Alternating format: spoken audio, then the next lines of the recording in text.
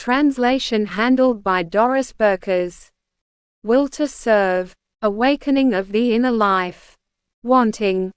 BD0486 from June 27, 1938, taken from book number 10. Life's true joy is always only the will to serve, for if the deity demands that you subordinate your will to it, it will thereby give you an activity which will make you exceedingly happy. For it gives the earthly child the most heartfelt joy to place itself at the Lord's service, to renounce all earthly pleasures for His sake and to be able to absorb the teachings of heaven.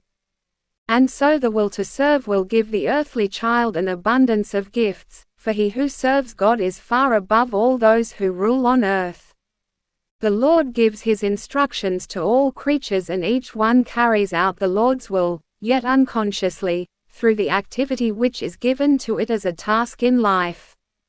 However, the human being is not forced to fulfill his earthly task.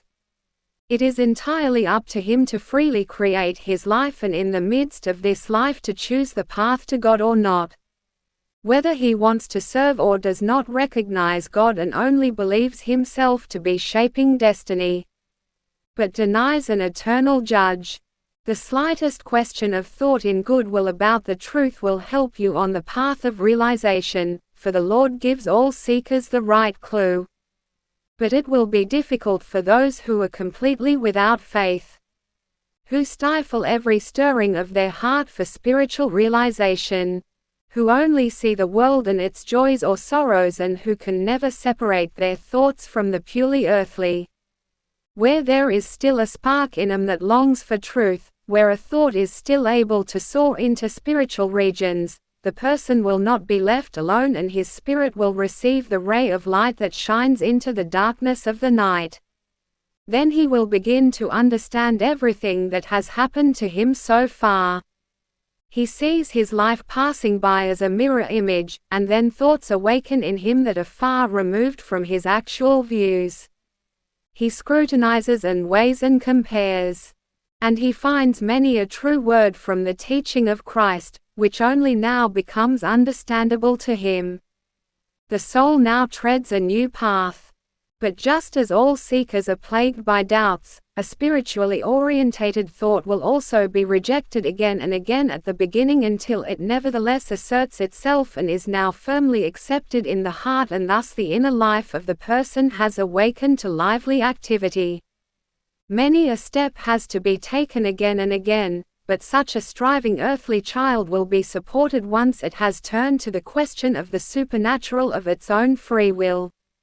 Only the one who rejects everything spiritual cannot be helped so easily, as otherwise free will would be put out of action and therefore a furtherance of the soul could not be achieved.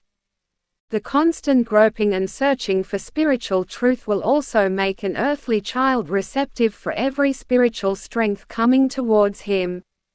Where a person desires to be enlightened, the spark has already been ignited.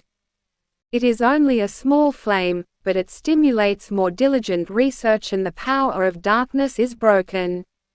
Every human being only needs to have taken the first step of their own free will, to lift his thoughts into infinity with the desire to come closer to the truth. Then he has broken the spell that kept him bound to earth until then, and from then on his spirit soars into light heights. You children of the earth only need to want. Everything else comes to you so naturally through God's love and grace that you only ever need to obey the subtle stirrings of the heart, which so surely guides and points you towards the eternal deity. And if you serve him you will receive, and that to the same extent as you are willing to serve. For God promises to all who serve him that they shall one day reign for all eternity. Amen.